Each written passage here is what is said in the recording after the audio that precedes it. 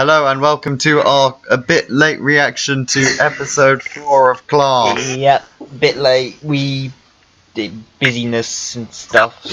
Social. So here we are. Is our reaction, our thoughts after thoughts to co-owner of A Lonely Heart, the first two-parter of Class, and I thought it was really good. It was pretty good. I mean, I think I'm gonna find it a bit difficult talking about it simply because it's kind of incomplete. You kind of want to know how the plot points resolve when you properly critique an episode, and we can't really have that. Well, it's not. Yeah. It was good though. I thought the pacing was really good, and how there's lots of stuff happening, like the blossoms. I thought it was just something to start with, just these blossoms, and then all of a sudden they're multiplying. And actually, if you look, they're literally everywhere in the story, even to start with, and you see them more and more kind of multiplying. And I really like that. I like that. I mean, I think unless they kind of tie it all together, it's kind of a weird distraction from the main plot, to be honest. I think it's so there's something else for the other people to be doing, like Miss Quill. It's for Miss. Well, I mean, this is a pretty big thing, especially if they come to Earth, like the Shadow King come to Earth, as they're threatening to do. True. I guess they can find something. I guess it's something for Miss Quill to do. And I like the headmistress ad. That's something interesting. And then the governors. It's like we're starting this nice. It's a better series arc than Moffat's made. Yeah, it is. Opinion. I'm more intrigued. That's not saying much though. Most I've been intrigued about a story arc in Doctor Who, I think, since a long time ago in a galaxy far, far away. No, the time I was most intrigued in a story arc since the Gallifrey story arc, until it kind of crashed and burned. Yeah, but I like the 50th. But anyway, so lots about April, which was good. The dad was a bit it was really random how he wasn't trying to be threatening, yet his entrance when he kind of leans on the car bonnet, that's really I'm very much more interested in seeing his own character motivations, because he's never given a chance to do anything other than vaguely say, oh, I want my daughter back. It's you build him up the last episode and you don't really give us a lot about him, really. I mean, despite him being physically there, he's not really, he doesn't do much, really. He's doesn't do anything. Something for April to get a bit angry at. It's just a screaming object.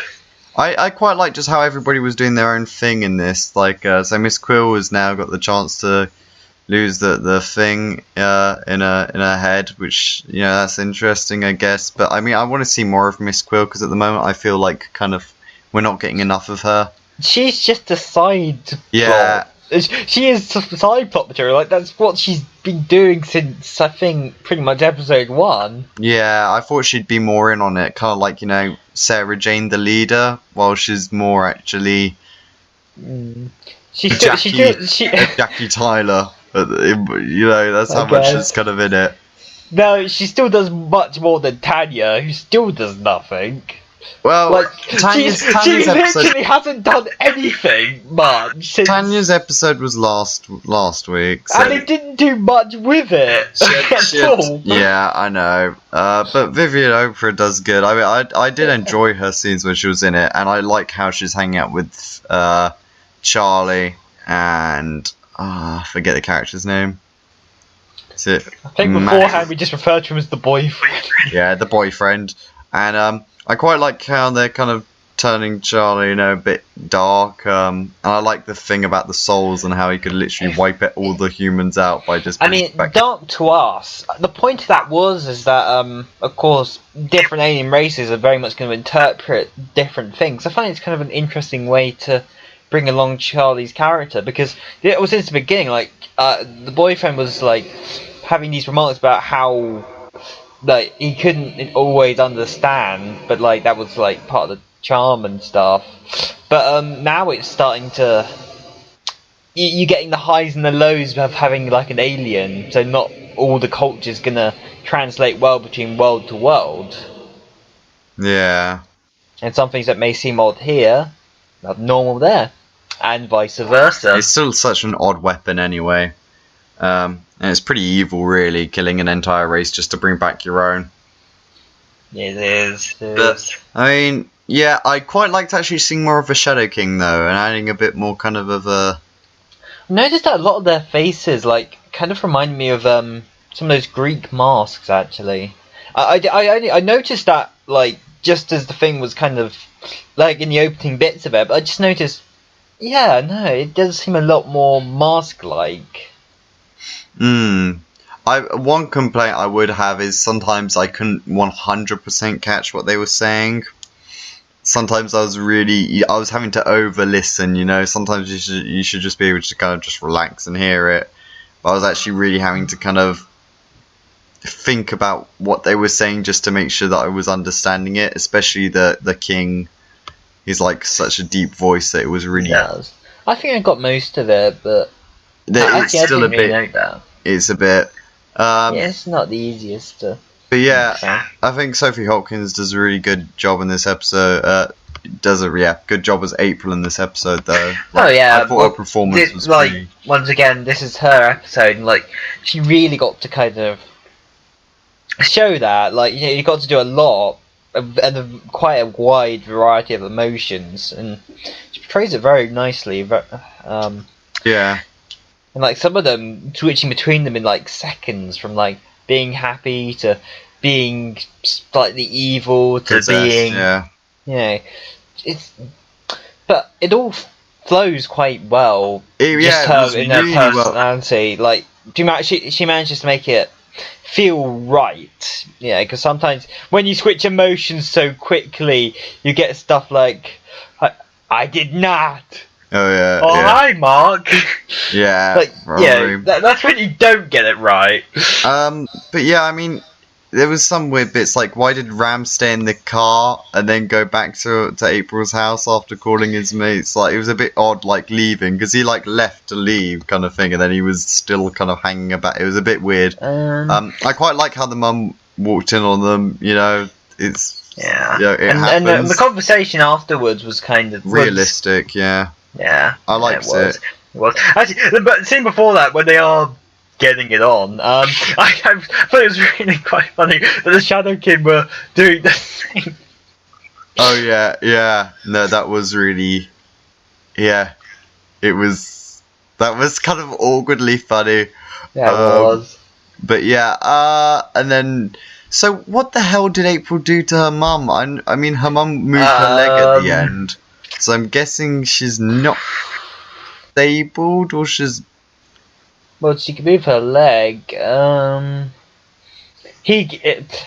She gave her an energy tank and refueled her health. There we go. Easy. It's just such a... It didn't make... She just went, forgive me, and then randomly, like... I don't know, it's confusing me. Yeah, I don't know what to make of that. What does she even mean by forgive me? Yeah, I think that's a lot more... She may have helped her to... Unless she split the heart again and split the parts of the heart, but... Yeah, I think it's just... But that's just going into weird, convoluted territory. That's... Yeah. But yeah, so Ram went after her, so I guess next week we're on the planet. I'm really intrigued on how they get out of this one, which is something I love feeling. You know, intrigued to see what happens next. To be honest, yeah, I'm quite excited to go somewhere different, because, like, of course, the point of the series in a way is to kind of make a more grounded version of Doctor Who, but still, a bit of visual variety, because they've been going down the same streets, in the same houses, in the same school, you know. A bit of variety in that would be nice. I mean, heck, I'd like an episode in the future just to be on a field trip somewhere different or something. Like, that would be a good one, a field trip. That would work. But somewhere different. I mean, the Next Time trailer, like people getting blossomed to death, that was quite gruesome, really. In the Next Time trailer, I was like, oh damn. But we'll see. These flowers ain't messing around. So far, I think if the next episode, I think as a singular episode, this has been the best one so far. But as a story, we really need next episode to kind of judge it as it's... I don't know. I kind of... It's a step up from last week. I think I hold episode 2 in higher regard just because of the themes it tackled and how it was it was portrayed. But I do like this one. I think that this one's making everybody. It's made everybody kind of have more deeper kind of views and kind of deeper feelings. I mean, Miss Quill obviously is not enjoying being Charlie's slave, and I really hope she does get that alien removed from her head because it will add a really interesting dynamic. And what would she do with that? Yeah. Doctor said she should stay on the planet anyway. She's stuck there regardless. Well, she could even kill Charlie, team up, try and leave, you know. There's lots of possibilities, so I kind of hope. And I'm interested about the governors. Oh, interesting stuff. I think, though, that they might hold back on who the governors are, so they get a second season. Well, they can't... They built it up already. We don't even know if they're gonna get a second season. Like... People do it. For all we know, they're not going to get a second season. We don't know how it's doing. I mean, the BBC haven't released numbers, considering it's an iPlayer thing. We have no idea how it's doing. And, like, it was kind of an experimental spin-off, which is something they haven't done for a while anyway. So, I doubt the writers have written it with in its mind, okay, we're definitely getting an episode 2. I think most things are going to be resolved in this season, just to be expanded on potentially in next season. Yeah, I think what we need now, after next week, because next week's obviously still going to be Ram in April a bit, is a bit more Quill. No, you never know. It could be more focused on Earth. Nah, they've got to. Yeah, they got to resolve it. I want a bit more Quill, and I think a bit more Charlie, and because like Tanya did have her episode that wasn't like great. But she's still not. She still hasn't done anything. I know she hasn't done anything, but that was her episode. It's that was her chance to do something, and she kind of didn't. She let us down. God damn it, Tanya. But we'll see. We got 4 more episodes to go, so we're halfway through the season, and I'm looking forward to next week, which is kind of the main. That's the main thing that a series should make you want to do. Look forward to the next week. Not just watch it. Oh, it's there. It's like I wake up and it's like, yes, class today. That's the kind of. That's the pro. I just wish they hadn't released 2 on the first day, kind of thing. Yeah, I mean, I guess that was just a way to. It's so you get more invested in the characters, because there's only so much you can show in like 45 minutes. And to be fair, it was episode 2 that kind of made me think, yes, this is good. Yeah, true. So yeah, first new director, Philippa Langdale. I thought it was pretty good. I liked it. I don't think, like, I mentioned specifically in the first few episodes that like the focus was very much on lighting there. Yeah. It really wasn't so much here. It was more of a traditional. I guess Ed Basil Gessie is much more light. Which I felt kind of gave it its own kind of atmosphere, I guess. And I kind of a bit disappointed that it's no longer there and we've returned to, I guess, something more traditionally Doctor Who in a way, because like the place for the Shadow King is dark and everywhere else is kind of light, and it's light when they're doing it. It still felt like it was class I was watching though. Yeah, I mean, of course. But there was just less light, or except when they're on the Shadowkin planet. That was the only time where the shadows were still kind of used and the light. Well, no, but that wasn't even properly shadows. That was just dark area. Like, you couldn't even really. The shadows weren't distinguished. It was just the rocks around them were very dark. It's nothing to do with the lighting. Oh yeah, it wasn't like the first 2 episodes, which were really good. Even episode 3. Every episode up to this point has had pretty strong lighting, and this one is the first, which I'd say doesn't. But the camera work's still good. Yeah, no, it was good directing still. Yeah, just less played on light. So yeah, that's kind of our kind of views on episode 4. Sorry, it's a bit late. We were being social for once. Possibly, and plus I was sleeping because late shifts and early shifts and life in general. Yeah. But yeah, so you'll get our kind of more full reaction to the story, because it's quite hard to react to something when you haven't had everything. It's true. It's true.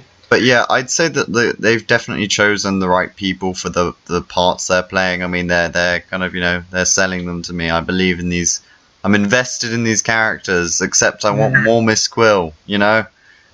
I'm invested in most except Tanya, because he hasn't done anything. Yeah, but I mean, Vivian plays her well. It's just well, of course. We want more Tanya. They're not going to get them. more Quill. I severely doubt, like with the casting talent that they got, like there and around the Doctor Who kind of production.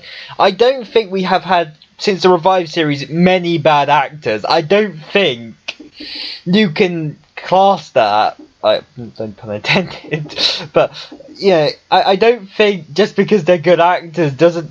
I mean, judging it based on the character, not so much based on. I know, but I'm saying it's well acted. It's just like it's not written enough. We haven't. Doesn't make up for it. But yeah, so it's nothing against the acting. It's just what the actress has been given. That's what we're saying. But yeah, so thank you very much for listening to our first kind of initial thoughts. Tell us what you think below if you wanna. It's up to you. Subscribe or don't. It's up to you again. And don't lose your heart. Yeah, and don't share it with us either, because. No, that's disgusting. I mean, like, well, did you have to like dissect it or what? I mean, I don't really go anywhere near that. And don't shove your hands inside your parents. It's not right. It's not right. Don't do it. No, it's not. Don't shove it in there. Don't stop. Don't go all the way up to your wrists. It's just not human. It's not good. So yeah, we will see you next week. That's imagery I don't want to stay. See you next week for a Bravish Heart, where we have Braveheart April, the Tin Man. I just wanted an excuse to use. That's the Tin Man April's episode. Yeah, I just want an April's evil excuse. clone. Yeah, I just want an excuse to show the photo again. But yes, so thank you very much. We'll see you next time. Bye. Bye.